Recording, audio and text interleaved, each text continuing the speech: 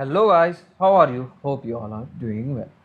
Today in this video tutorial we will learn how to check what motherboard you have on your Windows PC. So this method will work on your Windows 8, Windows 10 and your Windows 11 PC.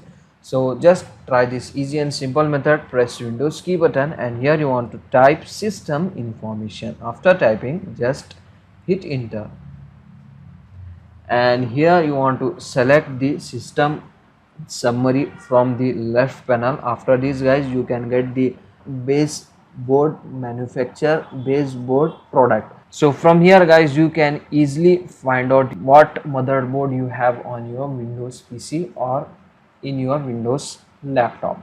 So that's it for today guys. This is the short and very simple video. Hope you enjoy this. If you enjoy, please guys don't go back without like, share and subscribe. Thank you.